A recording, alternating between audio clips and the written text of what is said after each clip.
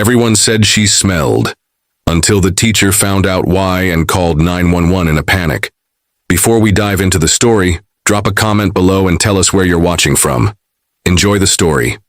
The September sunlight streamed through the windows of room 23, casting golden rectangles across the worn tile floor.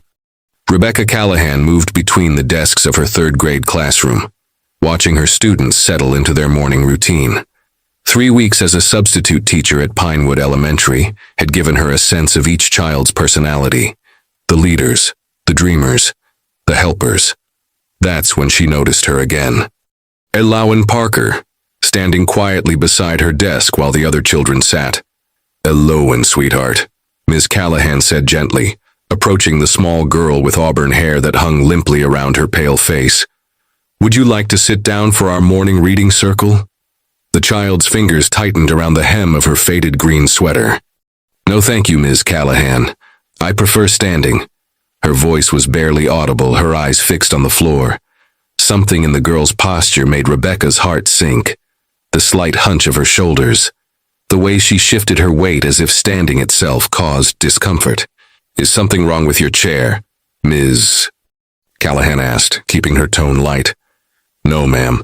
Elowen's response was practiced, polite. As the day progressed, Rebecca observed how Elowen leaned against walls during activities, how she flinched when adults moved too quickly near her, how she never complained despite standing for hours. The other children had started to notice too, their whispers following Elowen like shadows. "She smells funny. Why doesn't she ever sit down? My mom says her dad is important." After dismissal, while organizing tomorrow's lesson plans, Rebecca heard a small sound from the reading corner. There sat Elowen, hidden behind a bookshelf, clutching her backpack. "Elowen, everyone's gone home, dear." The girl's eyes widened with alarm. "Is it that late? I'm sorry, I didn't mean to."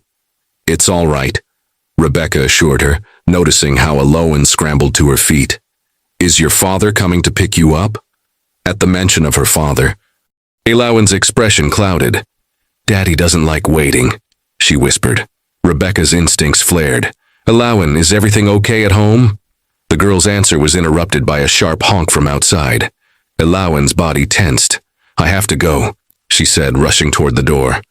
Rebecca watched her leave, a knot forming in her stomach. Something wasn't right, and she couldn't ignore it. 20 years as a child advocacy lawyer before her career change had taught her to recognize the signs. The avoidance of sitting, the unwashed clothes worn days in a row, the faint odor that had prompted complaints from other teachers. She'd seen it before, in children whose bodies told stories their lips were too afraid to speak. And she had promised herself, after Michael, that she would never look away again. Rebecca opened her desk drawer and pulled out a notebook labeled Observations. On a fresh page, she wrote Elowen Parker at the top, followed by the date and a single line. "Still standing. Day 17, strong body odor, same clothes as yesterday. Avoids physical contact." Outside, rain began to fall, drops streaking down the classroom windows like silent tears. The faculty lounge at Pinewood Elementary buzzed with morning chatter as Rebecca stirred her tea, her mind still on Elowen Parker. 20 years advocating for abused children had taught her that they often communicated their pain through behavior rather than words.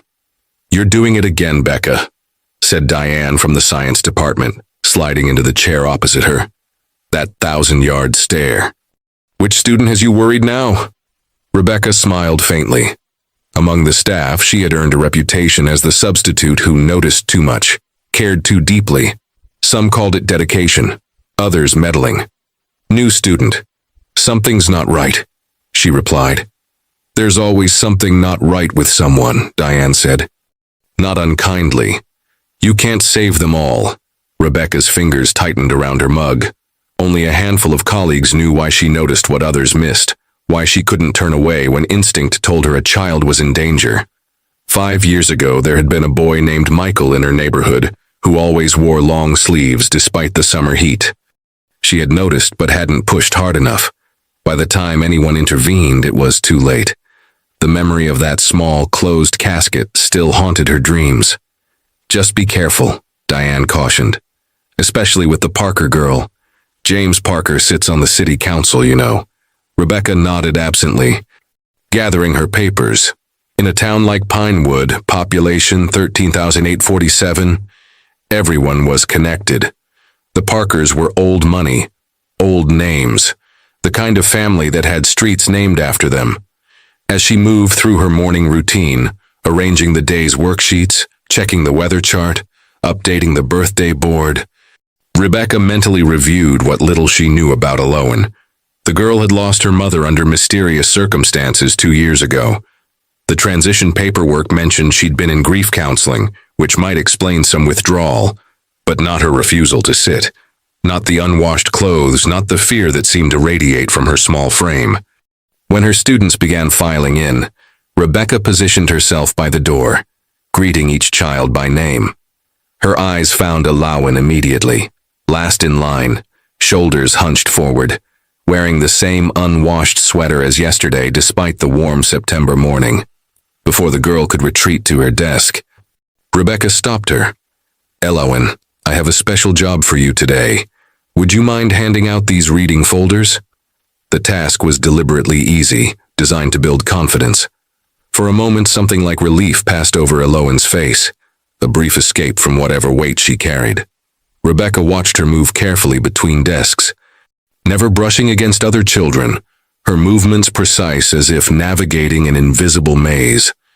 As the day began, Rebecca opened her bottom drawer, retrieving her small notebook labeled Observations. She turned to a fresh page and wrote Aloan Parker at the top, followed by the date and another line. Day 18, still standing. Refused school lunch, said she wasn't hungry. Odors stronger today, winced when Tommy accidentally bumped her arm during art. In her apartment that evening, Rebecca sat surrounded by case files from her previous career. After Michael's death, she had resigned from her position at the district attorney's office.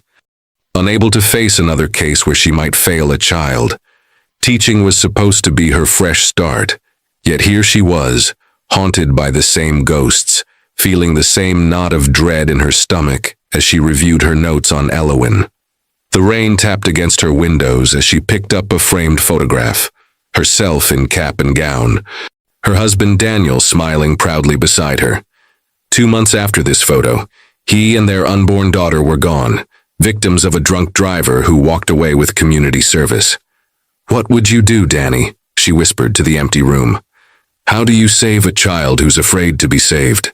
The October rain tapped rhythmically against the classroom windows as Rebecca added another note to her growing documentation on Aloan Parker. Day 25. Arrived without lunch again. Said she wasn't hungry when offered school lunch. Long sleeves despite gym day. Stood during entire math lesson. Strong body odor continues. A knock at her classroom door interrupted her thoughts. Principal Morgan stood in the doorway, his usual professional smile firmly in place. "Rebecca, the Parkers are here for that meeting you requested. They're waiting in my office." She hadn't expected them to come so quickly. Usually her notes on a student would fill several pages before she felt confident enough to request a parent conference. But with Aloan, every instinct urged her not to wait. "I'll be right there," she said, tucking the notebook into her desk drawer.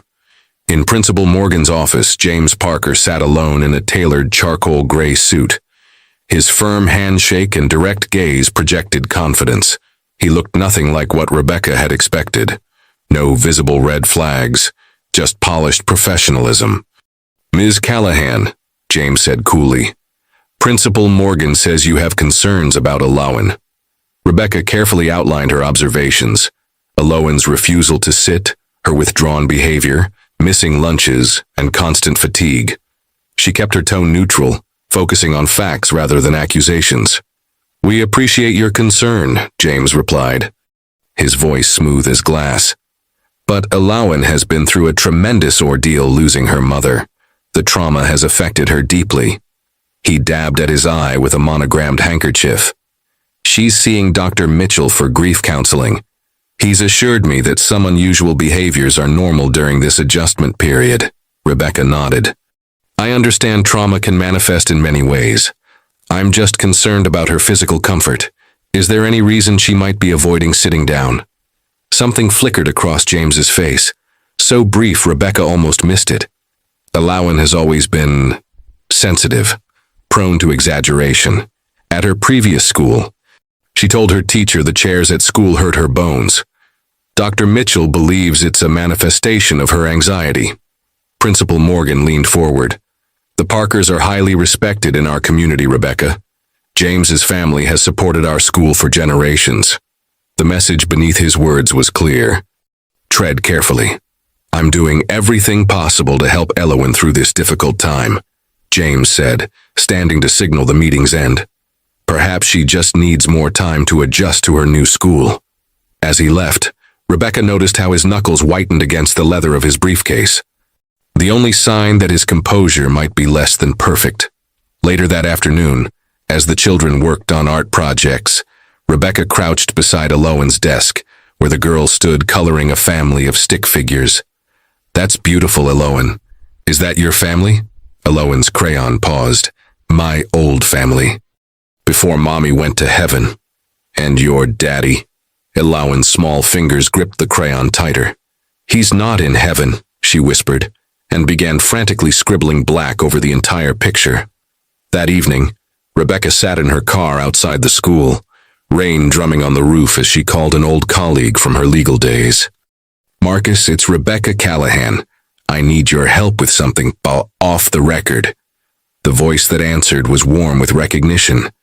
Becca, it's been years. What's going on? There's a child. I think she's in trouble, but I'm hitting walls everywhere I turn.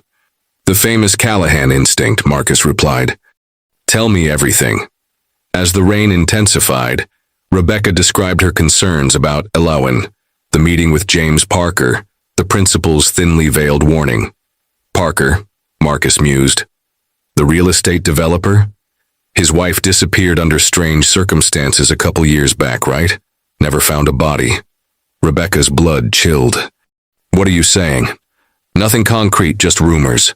The investigation was unusual, minimal resources, quick conclusion. Ruled accidental drowning despite no body recovered. Who handled it? Sheriff Collins, old hunting buddy of Parker's, if I recall. Rebecca thought of Alowan's black scribbled drawing. Her refusal to sit, her unwashed body that seemed a deliberate shield. I need to know more, Marcus. Can you help me? Carefully, Becca. The Parkers have friends in high places. Remember what happened with the Taylor case? She did. A career destroyed, a whistleblower silenced, and a child returned to an abusive home on a technicality. I'll be careful, she promised, knowing it might be a lie. But I can't look away, not again. The gymnasium echoed with children's laughter as Ms. Callahan's class participated in their weekly physical education period. Coach Daniels had them playing a modified game of tag, their small bodies darting between cones and hoops spread across the polished floor. All except Alowan, who stood at the edge of the activity, arms wrapped around herself. Not feeling well, Parker? Coach Daniels called out, his booming voice causing Alowan to flinch visibly. She's just observing today, Rebecca interjected, moving closer to the girl. Right, Alowan. The child nodded gratefully, her eyes fixed on the floor. When the bell rang, signaling the end of gym class, Rebecca noticed dark clouds gathering outside. Looks like we might need to stay inside for recess, she told her students. Let's change quickly and head back to the classroom. In the girls' changing area, Rebecca helped button cardigans and tie shoelaces for her youngest students. She was about to leave when she realized Alowan hadn't emerged from the bathroom stall. Alowan, do you need help, sweetheart? A small sniffle came from behind the door. My shirt got wet from the drinking fountain. I have extra clothes in my emergency cabinet. Let me get you. The bathroom door burst open as Mia Reynolds rushed in. Ms. Callahan, the ceiling's leaking in the hallway. By the time Rebecca handled the minor flood and returned to the bathroom, most girls had finished changing and headed back to class. She knocked gently on Alowan's stall. Alowan, everyone's gone now. I brought you a dry shirt. The lock clicked open. Alowan stood there still in her gym shirt, her arms crossed over her chest, tears streaming down her face. I'm sorry, she whispered. It's okay to be upset, Rebecca said, kneeling to eye level. Here, let me help you. As Elowen reluctantly turned to take the dry shirt, Rebecca gasped. The back of the child's gym shirt had ridden up, revealing a pattern of deep purplish bruises across her lower back and thighs, distinct oval shapes that no fall could explain. "Elowen," Rebecca said, struggling to keep her voice steady. "How did you get these marks?" The girl froze, her entire body tensing. For a long moment she said nothing. Then, in a voice barely audible over the distant thunder, she whispered, "The bath brush hurts when I'm dirty."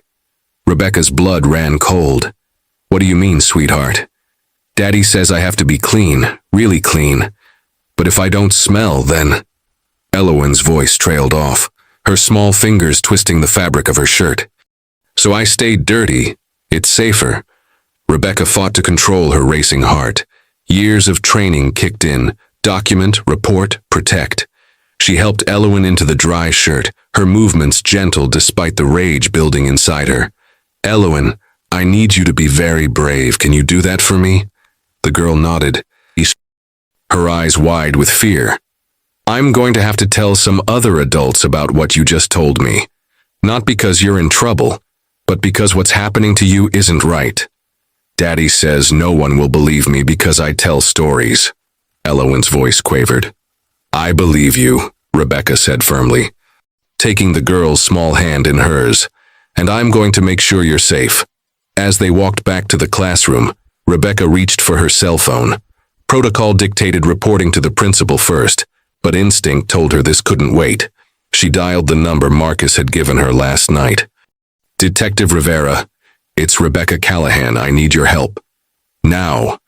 The sound of rain against the windows couldn't mask Elowen's quiet sobbing as Rebecca held her close, waiting for help to arrive, praying it wasn't too late to save this child from the monster hiding behind a father's smile. The fluorescent lights of the Pinewood Police Department hummed overhead as Rebecca sat in a hard plastic chair, clutching her documentation notebook. 3 hours had passed since her call to Detective Rivera. 3 hours since uniformed officers had appeared at her classroom door. 3 hours of questions, forms, and growing frustration. "Ms. Callahan," Officer Jenkins said, sliding a foam cup of vending machine coffee across the table.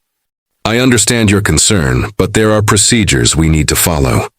"I saw the bruises myself," Rebecca insisted, flipping through her notebook. "And I've documented every concerning behavior. 25 days of observations. Elowen explicitly mentioned punishment with a bath brush. That's not something a 7-year-old invents." Officer Jenkins sighed, rubbing his temples. The girl was examined by the school nurse. The bruises appear to be several days old, but not severe enough to warrant emergency removal. "That's absurd," Rebecca countered. "She's been with James Parker for years. And what about her statement about the bath brush?" "Children sometimes," Jenkins hesitated, choosing his words carefully, "misinterpret discipline. Mr. Parker has explained that Elowen has been emotionally unstable since her mother's death. He claims she's fabricated stories at her previous school as well." Rebecca's hand tightened around her pen. "May I see that report from her previous school?" Jenkins shuffled some papers. "It's not in our files yet. We've requested the records." A knock interrupted them as a woman in a neat pantsuit entered, her ID badge identifying her as Patricia Campbell, Child Protective Services. "Ms. Callahan, I'm handling Elowen's case. I'd like to assure you we're taking this seriously, but our preliminary home visit didn't reveal any concerning conditions." "You've already been to their house?" Rebecca asked incredulously. "When?" "About an hour ago. Mr. Parker was very cooperative, showed us every room. No evidence of any inappropriate disciplinary tools was found." Rebecca fought to keep her voice level. "Of course he wouldn't leave evidence in plain sight if he knew you were coming." Ms. Campbell's expression hardened slightly. "We're trained professionals, Ms. Callahan. The home was immaculate. Elowen has her own bedroom with age-appropriate toys and books. There were no signs of neglect or abuse." "What about Elowen's statement? Did you speak with her alone?" "Briefly. She appeared nervous but didn't repeat the allegations. In fact, she denied saying anything about a bath brush." Rebecca felt a chill run through her. "She's terrified. Children recant when they're afraid." Officer Jenkins closed his notebook. Ms. Callahan, false allegations of abuse are serious. Mr. Parker is a respected member of this community. His family has lived here for generations. What does that have to do with whether he's hurting his daughter? Rebecca demanded. Ms. Campbell intervened smoothly. We'll continue monitoring the situation. Elowen will remain with her father while we conduct a thorough investigation. We've scheduled a follow-up interview at their home next week. As Rebecca left the police station, rain soaking through her cardigan, she felt a heaviness in her chest. She'd done everything by the book, and yet somehow Elowen was being sent back to the very home she had indicated was unsafe. On impulse, she drove to the county records office. If Elowen's previous school had reported concerns, there should be documentation. The clerk, an older woman with kind eyes, helped her search through the database. That's odd, the clerk murmured, frowning at her screen. There was a file, but it's been sealed. Restricted access only. Rebecca's unease deepened. Who has the authority to seal a child's welfare records? A judge, the clerk replied, or sometimes. She hesitated. Well, someone with enough influence. Can you tell me when it was sealed? The clerk typed a few keystrokes. 2 years ago, right around when... Her voice trailed off. When what? Rebecca pressed. When Mrs. Parker disappeared, the clerk whispered. Strange coincidence, don't you think? The door to the school nurse's office was slightly ajar when Rebecca arrived early the next morning. Inside, Kelly Ramirez was organizing student medications. Her dark hair pulled back in a practical bun, stethoscope draped around her neck. Nurse Ramirez? Do you have a minute? Kelly glanced up, her expression shifting from professional courtesy to something more guarded. Ms. Callahan, come in and close the door. Rebecca did as instructed, surprised by the nurse's sudden intensity. You're here about Elowen Parker, Kelly said. It wasn't a question. Yes, how did you know? The nurse moved to her filing cabinet, sliding a drawer open and extracting a folder. Because I've been documenting her injuries for months. She placed the file on her desk. And like you, I've been hitting walls at every turn. Rebecca felt a surge of unexpected relief. She wasn't alone in her concerns. The bruises on her back, Rebecca began, are consistent with repeated strikes from a rigid object, Kelly finished. And they're not the first I've documented. She opened the file, revealing detailed notes and small photographs. January, linear bruising across shoulders. March, circular bruises on upper thighs. May, suspicious burn mark on right palm. All documented, all reported, all dismissed. Rebecca leafed through the pages, her hands trembling slightly. Who dismissed them? Everyone. Principal Morgan said I was overreacting. CPS said the injuries were minor and consistent with normal childhood accidents. When I pushed harder, I was told to focus on my job description. Kelly's voice carried the edge of someone who had fought too long alone. Why are you showing me this? Kelly's eyes met Rebecca's. Because yesterday you did what no other teacher here has done. You called authorities directly, instead of going through channels designed to bury the problem. You put your job on the line for that child. Rebecca nodded, suddenly understanding. And now you're doing the same by showing me these records. I became a school nurse to protect children, not to document their suffering while adults look the other way. Kelly leaned forward. Something is very wrong in that house, and it's not just the bruises. Have you noticed how Elowen reacts to water? She avoids the drinking fountain, always brings a water bottle from home, which is always nearly full at the end of the day, Kelly added. And when I tried to clean a scrape on her arm last month, she panicked at the sight of a wet cloth. Rebecca's mind raced, connecting dots. The bathing. She stays dirty deliberately. She told me the bath brush hurts when she's dirty, but she'd rather endure the teasing than whatever happens during bath time. Exactly. This isn't just physical abuse. There's something specific about water or bathing that terrifies her. Rebecca thought of the clerk's words at the county records office. Elowen's mother supposedly drowned 2 years ago. Body never recovered. Kelly's expression darkened. And now her daughter is terrified of water. That can't be coincidence. A knock at the door startled them both. Kelly quickly slid the file under some papers as Principal Morgan poked his head in. "Ms. Callahan, a word in my office when you have a moment." His tone was pleasant, but his eyes were cold. "And Nurse Ramirez, Mrs. Campbell from CPS called. She needs Alawan's medical records sent over by noon." After he left, the women exchanged glances. "They're circling the wagons," Kelly murmured. "Be careful, Rebecca. The last teacher who raised concerns about the Parker girl was terminated for performance issues mid-year."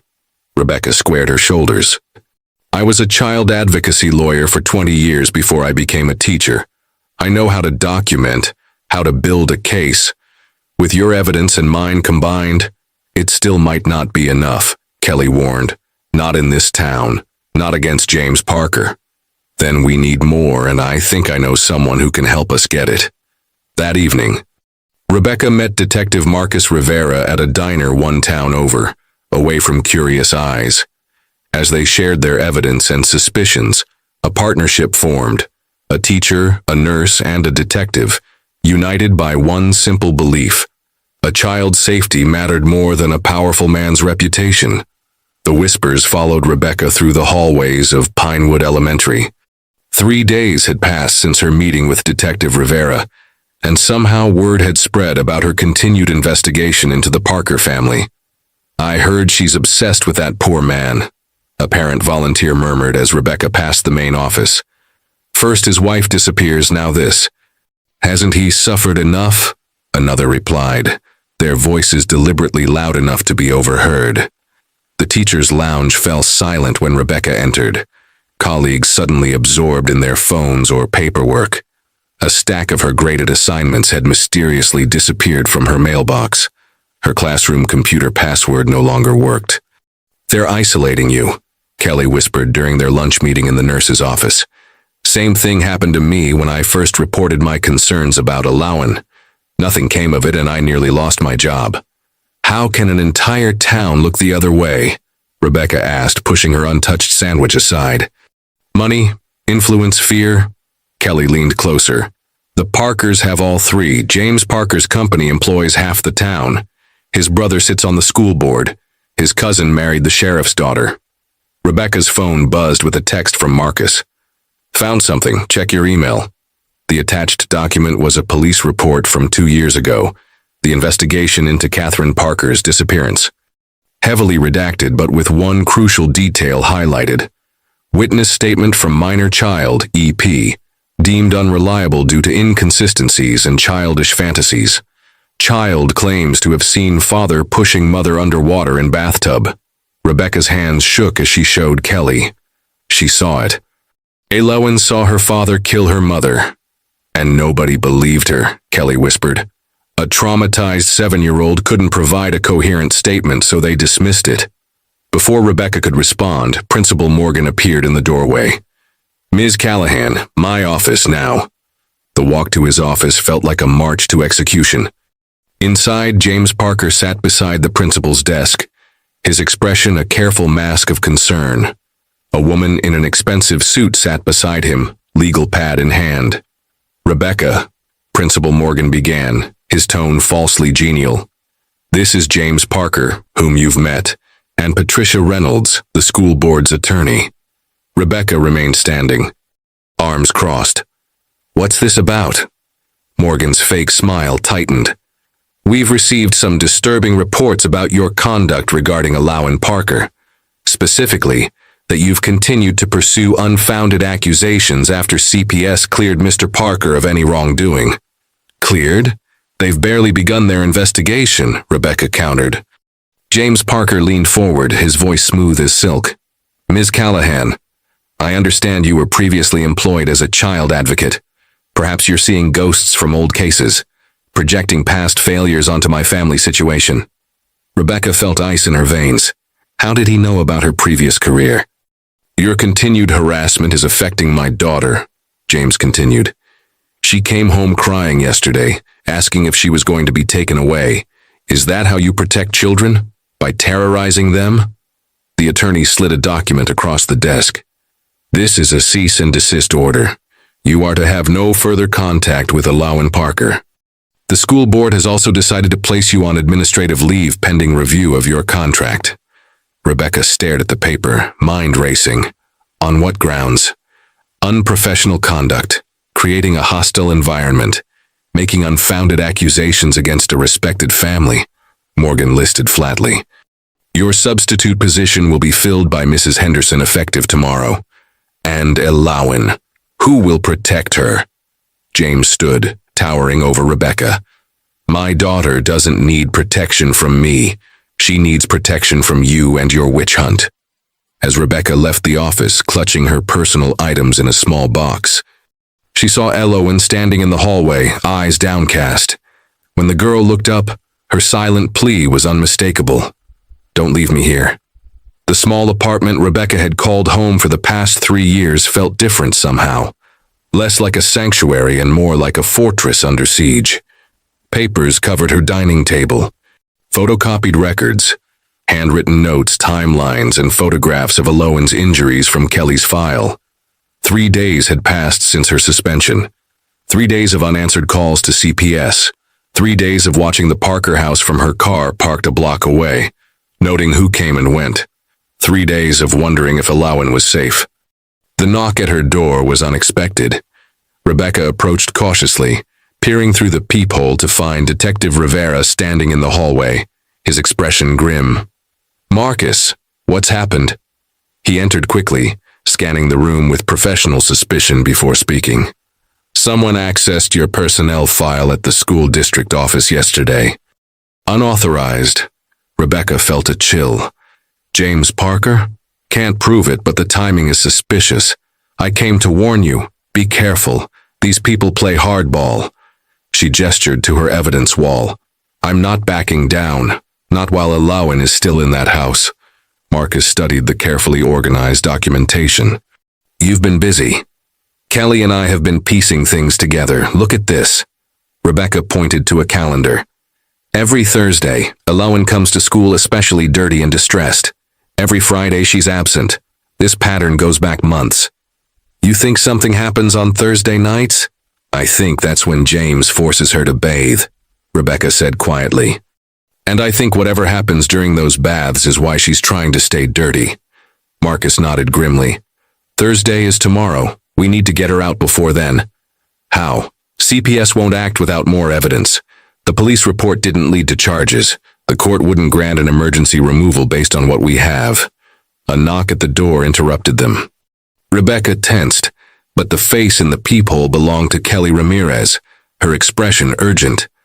I got your message, she said, entering quickly. Is it true? They're trying to transfer Alawan? Marcus nodded.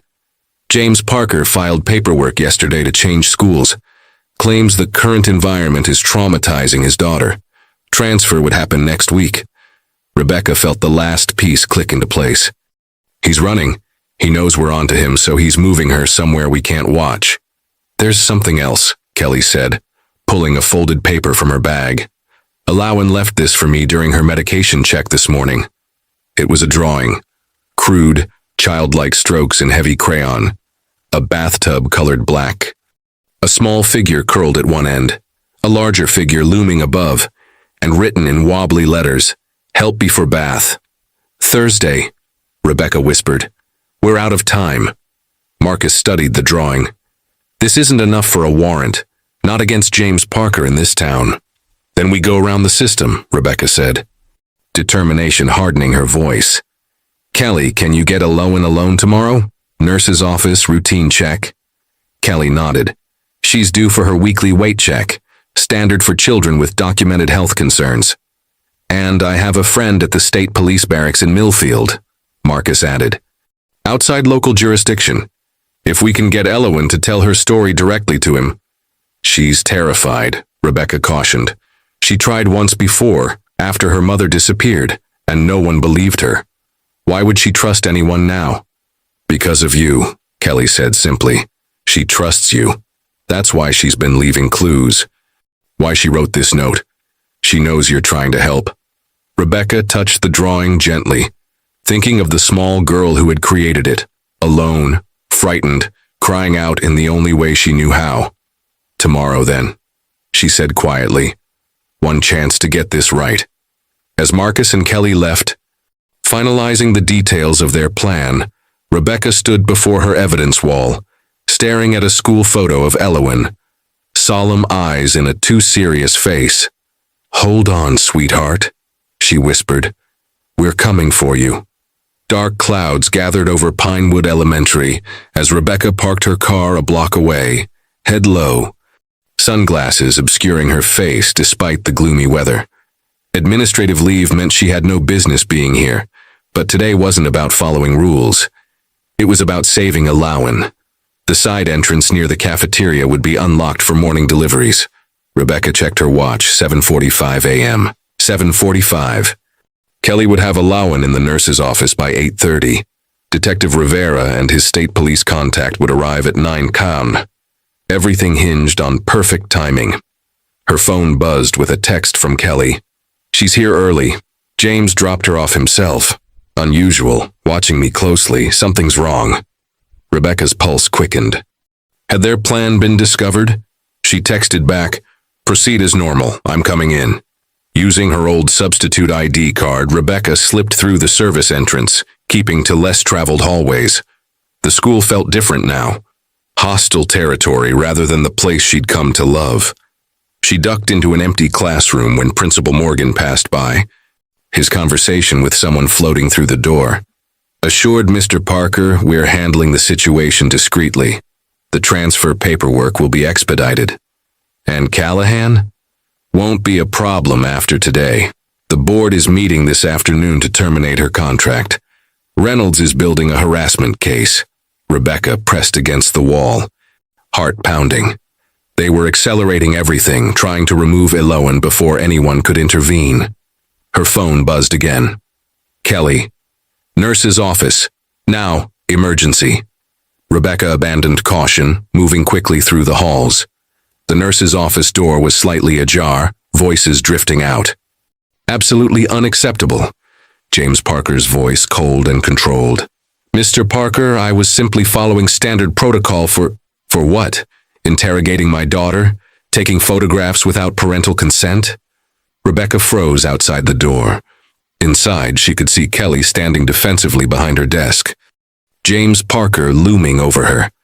Principal Morgan stood nearby, his expression anxious, and in the corner, small and silent, sat Elowen, eyes fixed on the floor. "The bruising on her arms is concerning, Mr. Parker," Kelly was saying, her professional demeanor intact despite the tension. "As a mandated reporter, I'm obligated to document." "You've overstepped your authority for the last time, Nurse Ramirez." James turned to Principal Morgan. "I want her removed from her position, effective immediately." Morgan nodded obsequiously. "Of course, Mr. Parker. We take these privacy concerns very seriously. And I'm taking my daughter home. Now." James reached for Elowen, who flinched visibly. "Come, Elowen." Rebecca couldn't stay hidden any longer. She pushed the door open. "She's not going anywhere with you." The room froze. James recovered first, his surprise morphing into calculated anger. "Ms. Callahan, trespassing now, are we? On top of harassment." Principal Morgan stepped forward. "Rebecca, you're on administrative leave. You have no right to be here. I'm calling security." "Call whoever you want," Rebecca said, moving to stand between James and Elowen. "But she's not leaving with him." She turned to Kelly. "Show them what you found." Kelly hesitated, then turned her computer monitor toward them. On the screen was an X-ray of a small arm, with telltale shadows indicating old fractures. 3 healed breaks, improperly set, and this one, she pointed to another image, shows 2 cracked ribs, approximately 6 months old. None of these injuries were ever reported or treated medically. James's face darkened. "Those records are private. You had no right." "I had every right when I saw fresh bruises this morning," Kelly countered. "The state requires full medical examination when new injuries appear on a child with prior suspected abuse." Rebecca watched Elowen, who had raised her head, eyes darting between the adults. There was something different in her expression today. Not just fear, but resolve. "Elowen," Rebecca said gently, You don't have to be afraid anymore. We can help you. James lunged forward, grabbing Rebecca's arm. Get away from my daughter. This ends now. No, Daddy. Elowen's small voice cut through the tension. Don't hurt her too. The room went still. James released Rebecca's arm as if burned. Elowen, we're leaving, now. If you take her, Rebecca said quietly. Detective Rivera will be waiting at your house with a search warrant by noon. It was a bluff. The warrant request was still pending, but James couldn't know that. His eyes narrowed. You've made a serious mistake, Ms. Callahan. He turned to Principal Morgan. I want restraining orders filed against both these women. They are not to come near my daughter again. As James pulled Elowen toward the door, the girl looked back, her eyes meeting Rebecca's. In that glance was a message. Clear as day. Help me, tonight. The clock in Rebecca's apartment read 11:47 p.m. as she spread Elowen's drawing across her kitchen table alongside the medical photographs and her documentation notebook. Sleep had become elusive, replaced by an obsessive need to find some way, any way, to help Elowen. The girl's desperate look from this morning haunted her. A sharp knock at her door made her jump. At this hour in her quiet complex, unexpected visitors were rare. Who is it? She called, approaching cautiously. Detective Marcus Rivera, Pinewood Police Department, came the reply. I need to speak with you about Elowen Parker. Rebecca opened the door to find Marcus with tired eyes and disheveled dark hair. His police badge held up for inspection. His expression was grim but not unfriendly. May I come in? He asked, glancing over his shoulder as if concerned about being seen. Rebecca hesitated, then stepped aside. The detective entered, immediately noticing the materials spread across her table. I see you've been building your own case, he remarked, picking up one of the medical photographs. Not that it's done any good, Rebecca replied, watching him warily. Are you here to warn me off too? Tell me to mind my own business? Marcus shook his head.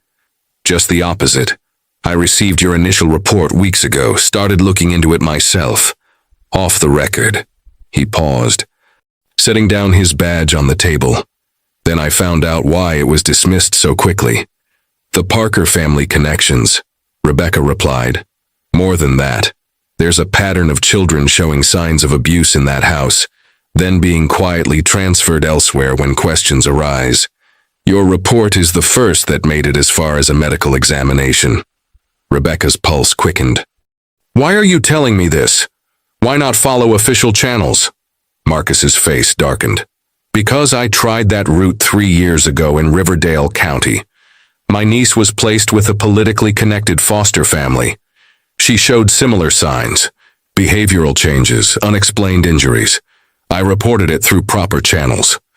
Everyone assured me they were handling it. His voice cracked slightly. 2 months later, she was dead, officially ruled an unfortunate accident. I'm so sorry, Rebecca whispered.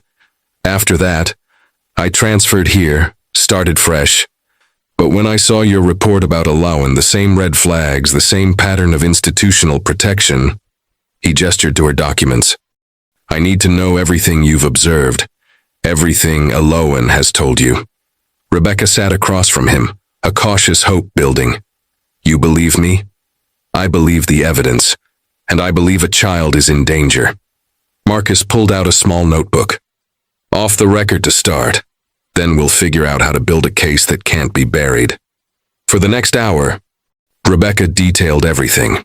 Elowen's refusal to sit, her collapse in the nurse's office, the revelations about the bath brush and her constant fear. Marcus listened intently, asking occasional questions about timelines and specific statements. When she showed him Elowen's drawing of the bathtub, his expression grew grave. You mentioned Catherine Parker's disappearance, he said. What if it wasn't just Elowen who witnessed something? What do you mean? Marcus pulled out his phone, showing her a document. I've been looking into other children who've lived in the Parker house. Did you know James and Catherine fostered children? Usually one at a time, generally girls between 6 and 9. Rebecca's stomach turned. How many? At least 5 over the past decade. All eventually transferred to other homes, moved out of state, or simply disappeared from the system. Where are they now? That's the thing, I can't find them. Records sealed, files missing, dead ends everywhere I look. Marcus scrolled to another document. Except for this one, Lily Simmons, age 8 when she lived with the Parkers, now 17, recently arrested for shoplifting in Baltimore. You think she might talk about her time there? Worth a try. I'm driving up tomorrow. He showed her a search warrant request form. In the meantime, I need everything you have on Elowen. Judge Franklin in the next county owes me a favor. Might be willing to sign this if we build a strong enough case. Rebecca gathered her evidence, hope mixing with dread. We need to move quickly. Whatever happens in that bathroom on Thursday nights, tonight is Thursday. Marcus checked his watch, his expression hardening. Then we don't wait for tomorrow.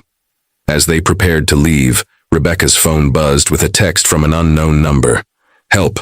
Bath night, please. Marcus read the message over her shoulder. How would Elowen have your number? She wouldn't, Rebecca said, cold realization dawning. But Kelly would. Something's happening at the Parker house. Now. Rain pummeled the windshield as Detective Rivera's unmarked car sped through Pinewood's empty streets. The wipers struggled against the downpour, creating a rhythmic backdrop to Rebecca's racing thoughts. The anonymous text message glowed on her phone. Help. Bath night. Please. Could be a trap, Marcus cautioned, his knuckles white against the steering wheel. Someone trying to lure you into violating the restraining order. Or it could be Kelly trying to warn us, Rebecca countered. Either way, Elowen is in that house tonight. We can't wait for a warrant that might never come. Marcus took a sharp turn, pulling into a darkened parking lot 2 blocks from the Parker residence. He killed the engine and turned to face her. Before we go any further, you need to understand what's at stake here. Best case scenario, we find evidence of abuse, get Elowen to safety, and face disciplinary action for procedural violations. Worst case, he let the sentence hang between them. Worst case is we do nothing, and that little girl ends up another statistic, Rebecca finished. Another child failed by the system. Rain drummed against the car roof as they sat in silence, each wrestling with the weight of what came next. I'm not asking you to risk your career, Rebecca said finally. You've got more to lose than I do. Marcus's laugh was hollow. My career? I crossed that line the minute I started investigating outside channels. This isn't about careers anymore.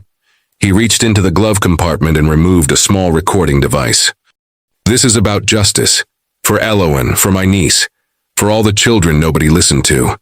Rebecca thought of her own losses, the husband and unborn child taken from her, the career she'd abandoned after failing Michael, the endless string of temporary teaching positions, never staying long enough to form attachments. Until Elowen. How do we do this? She asked, decision made. We do a welfare check, Marcus replied, checking his service weapon. I'm still a police officer. I can approach the house if I have reasonable concern for a child's safety. Which you do, based on the text. Exactly, you stay in the car as backup. If I find something, I call it in immediately. Get state police involved. Rebecca shook her head.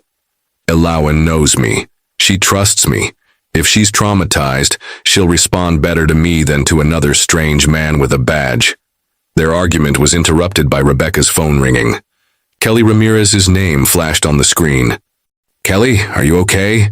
Did you send that text? The nurse's voice was breathless, panicked.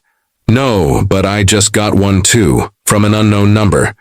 Rebecca, I think it's from Elowen. How would she have our numbers? The emergency contact list. It's posted in every classroom. Teacher and nurse contacts for each grade. She could have memorized them. Or someone's setting us up, Marcus interjected. There's more, Kelly continued. I drove by the Parker house on my way home. There was another car there, expensive black windows. A man went inside carrying camera equipment. Rebecca and Marcus exchanged alarmed glances. What kind of camera equipment? Marcus asked, taking the phone. Professional looking, big case. And this isn't the first time. I've seen similar visitors on other Thursday nights when I've driven past. The pieces clicked together in Rebecca's mind. Elowen's fear of bathing, the unexplained injuries. the pattern of foster children cycling through the Parker home. "It's not just abuse," she whispered, horrified realization dawning. "He's recording it, possibly selling it." Marcus's face hardened into grim resolve. "That changes everything. If there's production of exploitative material happening right now, we have cause for immediate intervention." He started the car, pulling back onto the rain-slicked street. "Kelly, call this number." He recited a string of digits. "It's Lieutenant Hayes with State Police. Tell him everything. The text, the visitor, the camera. Tell him Detective Rivera is conducting an emergency welfare check at the Parker residence and requesting immediate backup." As they approached the Parker home, a grand Victorian at the end of a private drive, Rebecca could see lights on in an upstairs window. A sleek black car sat in the driveway beside James Parker's silver BMW. "Remember the plan," Marcus said, parking at the curb. "I approach first official capacity. You wait until I signal it's clear." Rebecca nodded, throat tight with anxiety. As Marcus approached the front door, badge in hand, she watched from the car. Rain streaming down the windows, blurring her view. When the door opened, she could make out James Parker's tall figure, his body language shifting from irritation to calculated charm as he recognized the detective. Their conversation was lost to the storm, but she could see Marcus gesturing, probably explaining about the welfare check. Then something changed. James's posture stiffened. He began to close the door. Marcus put his foot in the threshold, his hand moving toward his service weapon. Rebecca didn't wait for the signal. Something in her, the same instinct that had recognized Elowen's silent cries for help, told her this was the moment. Now or never. She was out of the car and running through the rain before conscious thought caught up with action. By the time she reached the porch, Marcus and James were in a heated standoff. "You have no right to enter my home without a warrant," James was saying, his voice controlled despite the rage in his eyes. "I have reasonable cause to believe a child is in danger," Marcus countered. "And I'm not leaving until I see Elowen." "Miss Callahan," James's tone shifted to ice as he noticed her. "This is a direct violation of the restraining order. I'll have both your jobs by morning." "Where is she, James?" Rebecca demanded. "Past caring about orders or jobs or professional consequences. Where's the Elowen?" A sound from inside the house caught their attention. A muffled cry, quickly silenced. Without hesitation, Marcus pushed past James into the foyer, hand on his holster. Rebecca followed, heart hammering against her ribs. The grand entryway opened to a sweeping staircase. Another cry, louder this time, came from upstairs. "Police! Everyone stay where you are!" Marcus shouted, drawing his weapon as he took the stairs two at a time. James moved with surprising speed, grabbing Rebecca's arm as she tried to follow. "You've made a terrible mistake," he hissed, fingers digging painfully into her flesh. "You have no idea what you've done." "I know exactly what I've done," she replied, wrenching free. "I've chosen a child's safety over your reputation. Something this town should have done long ago." From upstairs came the sounds of a struggle, a crash. Raised voices, Marcus shouting commands. Rebecca bolted up the stairs, James close behind. The bathroom door at the end of the hall stood open, light spilling onto the polished hardwood. As Rebecca reached the doorway, the scene inside seared itself into her memory. Elowen trembling in a half-filled bathtub, bruises stark against her pale skin. A professional camera on a tripod, its lens pointed at the tub. A stranger frantically gathering equipment. And Marcus, weapon drawn, positioning himself between the men and the child. "Rebecca!" Elowen's cry cut through the tension, her small arms reaching out. Without thinking, Rebecca rushed to the tub, gathering the girl into a towel, lifting her from the water that had been weaponized against her. "It's okay, sweetheart," she whispered, holding Elowen close as the child sobbed against her shoulder. "I've got you now, you're safe." Behind them, Marcus had both men against the wall, radioing for backup. James Parker's perfect mask had finally slipped, revealing the monster beneath, eyes cold with hatred, mouth twisted in fury. "You'll regret this," he snarled at Rebecca. "Both of you, this isn't over." Rebecca turned her back on him, focusing entirely on the shivering child in her arms. "Yes, James," she said quietly. "For you it is."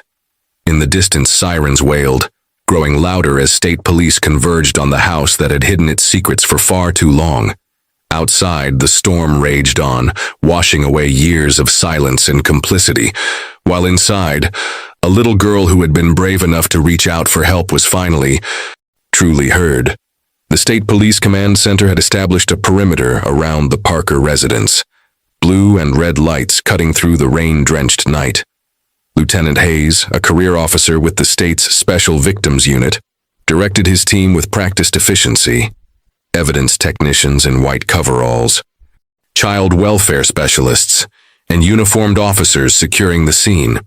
Inside an ambulance parked at the curb, a paramedic gently examined Elowen while Rebecca sat nearby, holding the girl's hand. The child hadn't spoken since they'd left the house, her eyes wide and vigilant, her grip on Rebecca's fingers unwavering. "No signs of immediate physical trauma," the paramedic said quietly. "But she's dehydrated and showing signs of prolonged stress. We should transport her to Children's Hospital for a complete examination." Rebecca nodded, her throat tight. "I'll come with her." "Are you family?" the paramedic asked. Before Rebecca could answer, Elowen's small voice broke her silence. "She's my safe person." The simple declaration, spoken with absolute certainty, brought tears to Rebecca's eyes. The paramedic smiled gently, understanding passing between the adults. "Then you'd better ride along," she said, preparing the ambulance for departure. Detective Rivera appeared at the ambulance doors, his expression grim but satisfied. "Both Parker and his associate are in custody. State police are executing the search warrant now." He lowered his voice, glancing at Elowen. "Initial findings include hidden cameras in the bathroom and bedroom. Computer equipment, external hard drives." Rebecca's stomach turned at the implications. "How extensive?" "We don't know yet, but based on file dates, this has been going on for years." Marcus hesitated.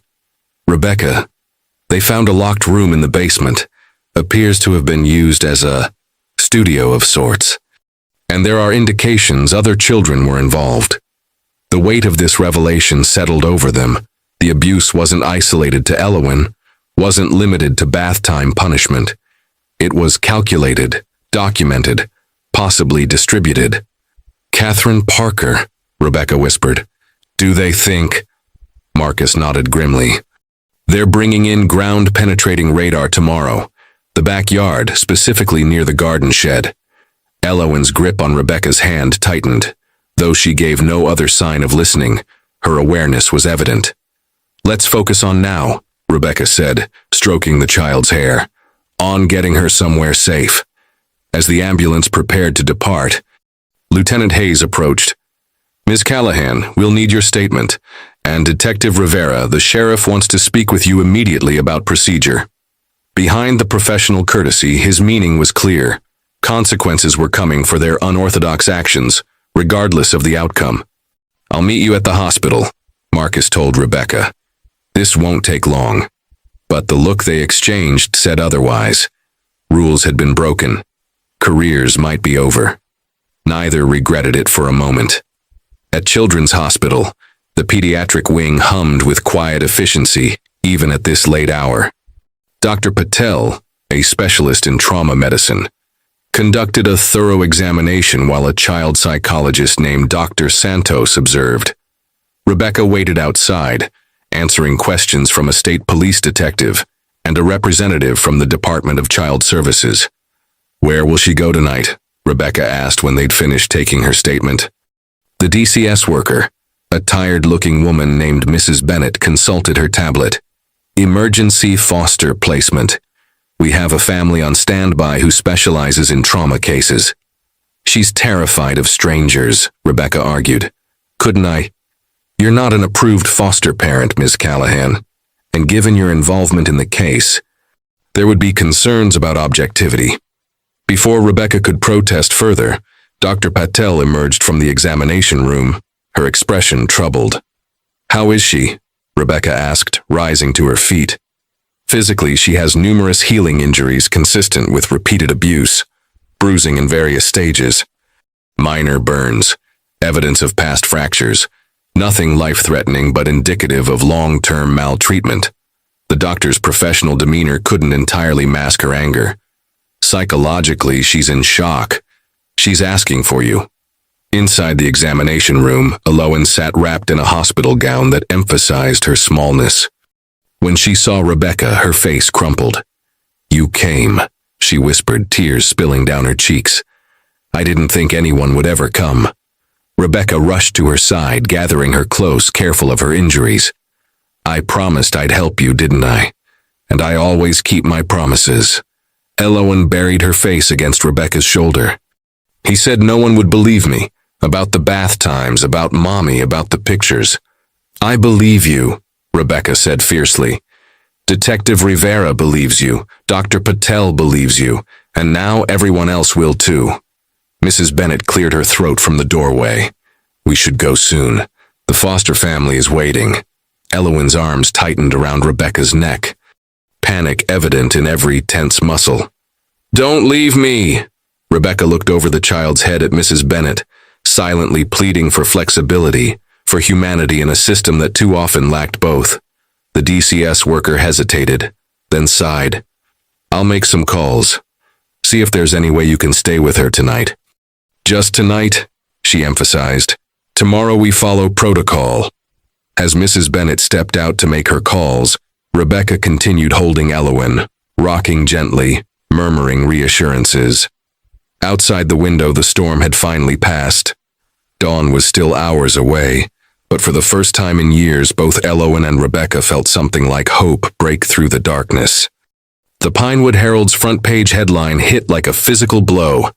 "Unhinged, ex-lawyer's vigilante justice destroys respected family." Rebecca stared at the newspaper spread across the hospital cafeteria table, her hands trembling with exhaustion and anger.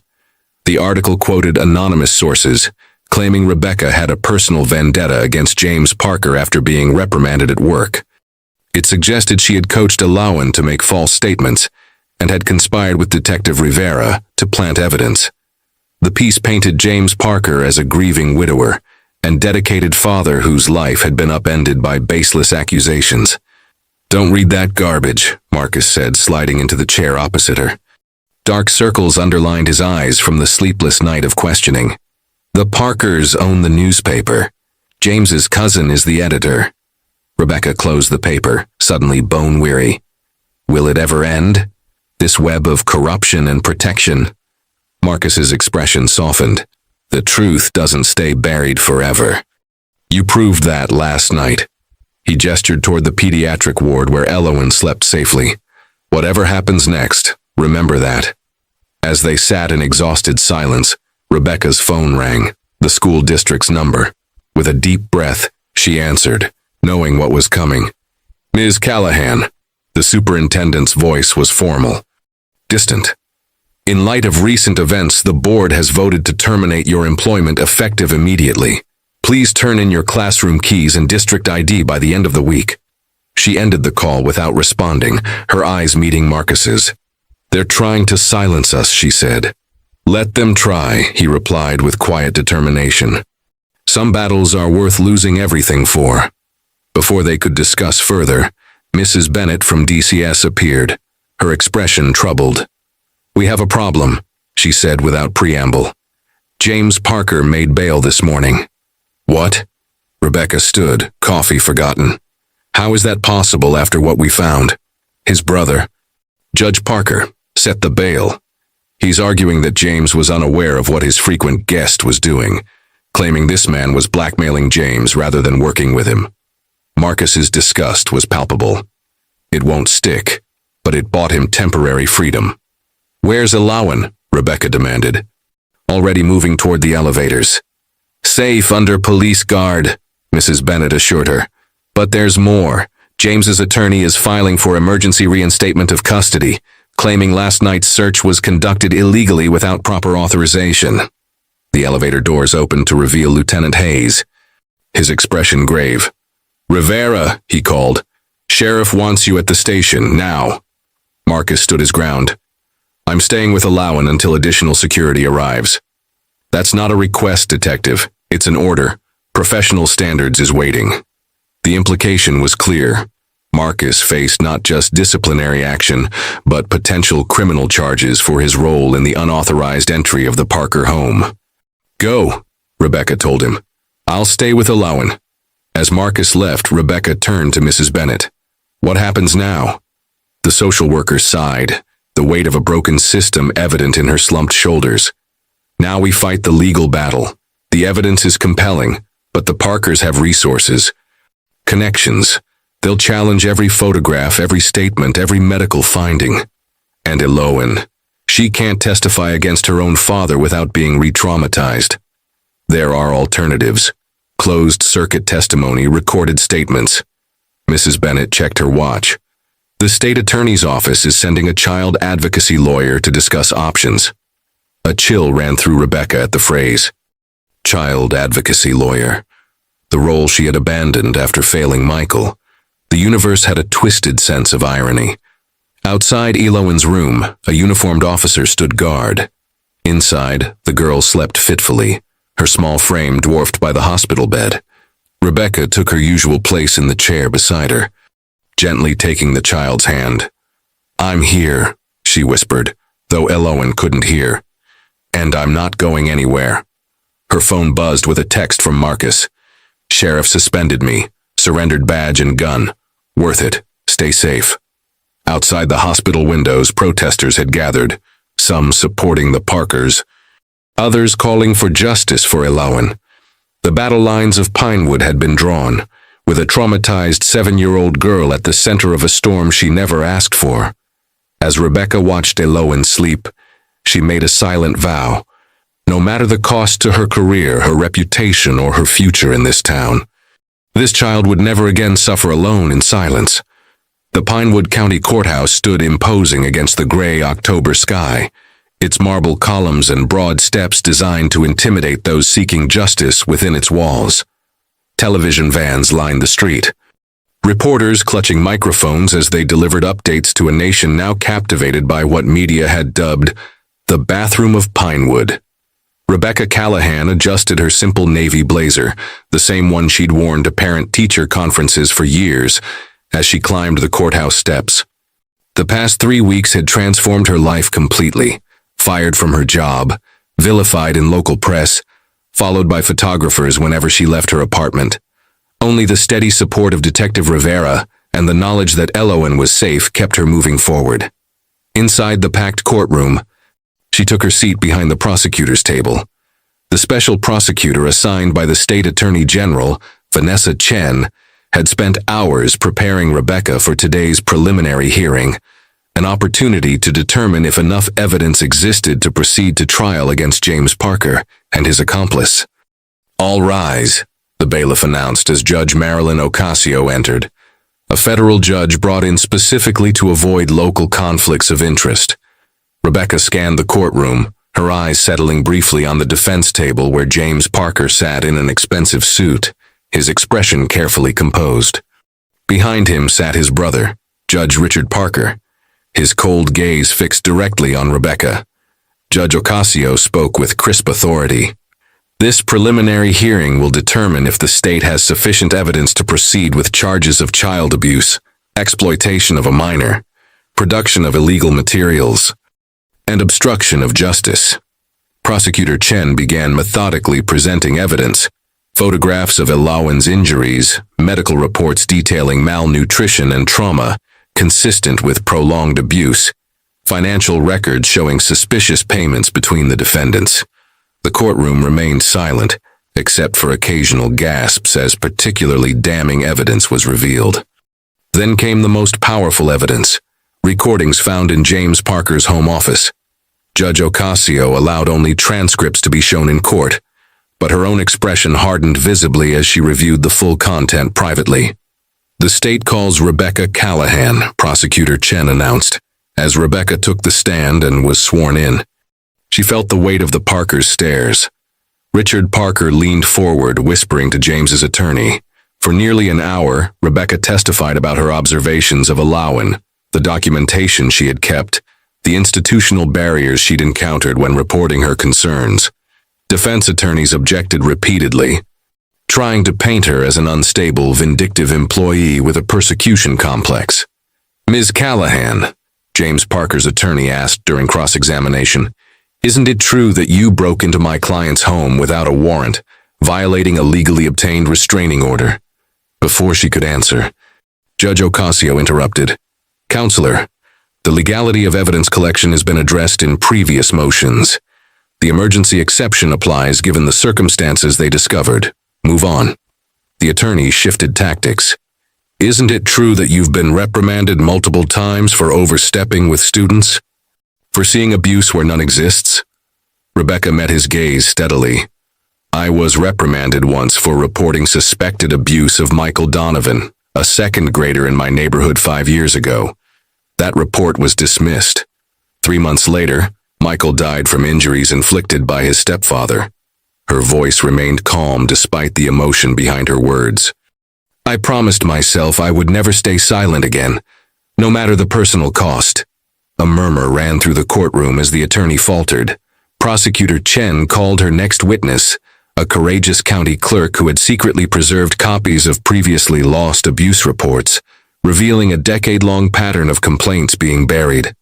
The most powerful testimony, however, came via closed-circuit television. Alawan Parker, seated in a comfortable room at Children's Hospital, spoke in a clear voice about the bath times, the basement where camera equipment was stored, and the visitors who took pictures and videos. When asked why she didn't tell anyone sooner, her answer silenced the courtroom. "Uncle Richard said no one would believe kids like me. He said I was lucky anyone wanted me at all." By late afternoon, Judge Ocasio had heard enough. "There is more than sufficient evidence to proceed to trial on all charges," she declared. "Bail is revoked for all defendants pending trial. This case will be transferred to federal court due to the interstate distribution elements." As officers moved to take the defendants into custody, James maintained his stone-faced composure, while Richard Parker stood, pointing at Rebecca. "This isn't over," he called out. "You've destroyed my family with your lies." Judge Ocasio banged her gavel. "Remove him from my courtroom." Outside, rain had given way to weak autumn sunshine. Rebecca stood on the courthouse steps beside Marcus Rivera, watching the defendants being led to police vehicles. "It's really happening," she said softly. "They're actually going to face justice." Marcus nodded. "The case is solid. Chen says with the evidence we have, they're looking at decades in prison." "And Alawan?"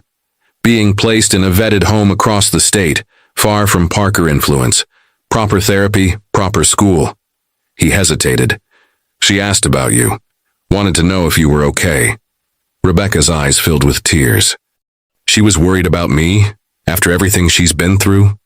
"That's the thing about children," Marcus said gently. "Their capacity for compassion sometimes survives even the worst humanity can inflict on them." As they walked down the steps together, a small crowd had gathered. Teachers from Pinewood Elementary holding handmade signs.